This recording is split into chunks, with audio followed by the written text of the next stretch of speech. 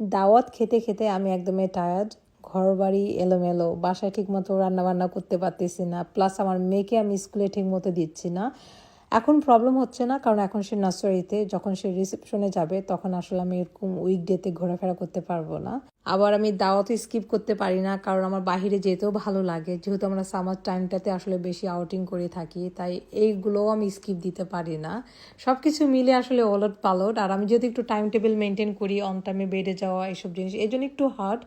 আর এই যে দেখেন আমার মেকআপ রুমের অবস্থা পুরো 12টা, কারণ যেহেতু আমার একদিন দাওয়াতে গেলে তার 2 দিন পরে আবার জব, আবার দাওয়াত, সব কিছু মিলে একদম এলোমেলো। যতই আমি একদিন অর্গানাইজ করি, আবার 2 দিন পরে দেখি যে আবার এরকম মেসি হয়ে যায়।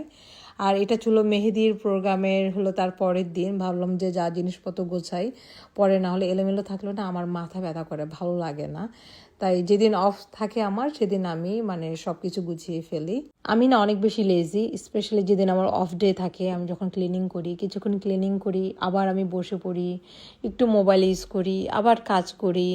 এভাবেই না আমার দিনটা চলে যায়। পরে যখন একদম দিনের শেষে 3টা 4টা বাজে, তখন আমি তাড়াহুড়া করি, কিরে আমার তো কাজ শেষ হয় নাই, আমি এখনও কাজ করতেছি। এটা কিন্তু পুরোটা আমার নিজের দোষ। আমার মতো এরকম লেজি কে কে আছেন বলেন তো?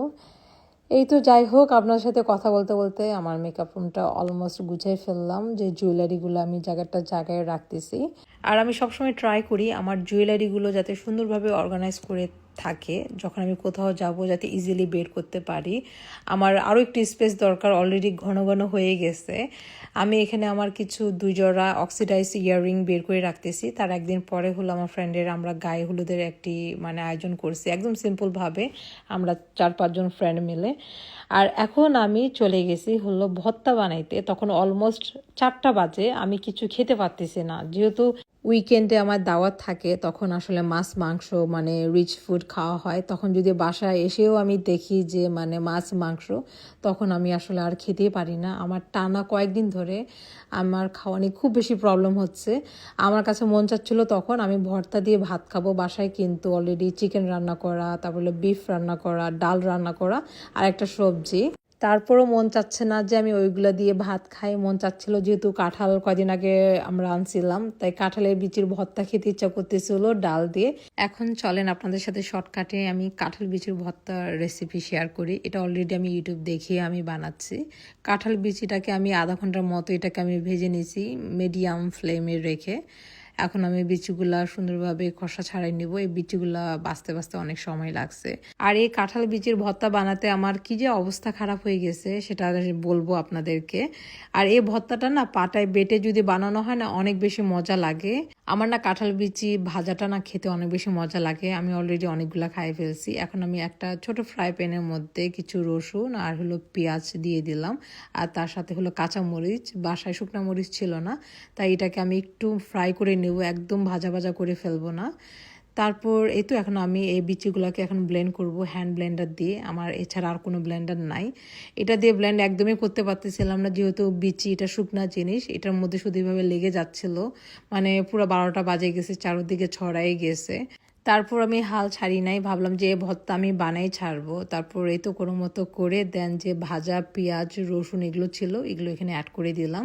ভাবলাম যে এখন হয়তোবা পেঁয়াজটা দিলে হয়তোবা এটা ব্লেন্ড করতে সুবিধা হবে। পরে দেখলাম যে না, পুরাই অবস্থা খারাপ। এই যে দেখেন এইভাবে বারবার লেগে যাচ্ছে। আপনাদের কাছে যদি আর কোনো আইডিয়া থাকে ভর্তা বানানোর, প্লিজ আপনারা আমাকে জানাবেন। আমি এই প্রথমবার কাঁঠাল বিচির ভর্তা বানাচ্ছি। পরেই দেখলাম হ্যান্ড ব্লেন্ডারে যেহেতু হচ্ছে না, পরে এটার নাম যে কি বলে এখন ভুলেই গেছি, মাথায় আসতেছে না। যাই হোক, পরে দেখলাম যে এটার মধ্যেই সুন্দর হচ্ছে। আমি বোকামি করে কি জন্য যে আমি হ্যান্ড ব্লেন্ডার ইউজ করতে গেলাম, এটার মধ্যে সুন্দরভাবে করে ফেললাম। আমি একদম মিহি মিহি করি নাই, একটু যদি গোটা গোটা থাকে না, ক্রাঞ্চি থাকে, যখন দাঁতের সাথে লাগে না, খেতে অনেক মজা লাগে।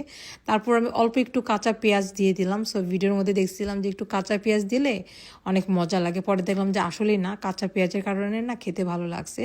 তারপরে তো সবগুলো বাটা শেষ। দেন আমি একটু সরিষার তেল আরও একটু লবণ অ্যাড করে খুব ভালো করে একদম মাখে নিচ্ছি।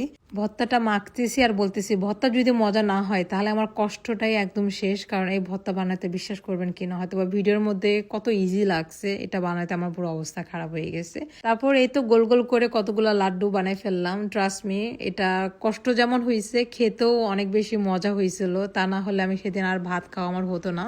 নেক্সট ডে আমি কাঁঠাল বিচি দিয়ে তরকারি রান্না করব, কখনো খাওয়া হয় নাই। তারপর এই তো প্লেটের মধ্যে এখন আমি সার্ভ করে নিলাম এই পাতলা ডাল দিয়ে কাঁঠাল বিচির ভর্তা। উফ, খেতে অমৃত লাগতেছিল। যখন মানে ভর্তা ভাতের ক্রেভিং হয় তখন এরকমই ফিল হয়।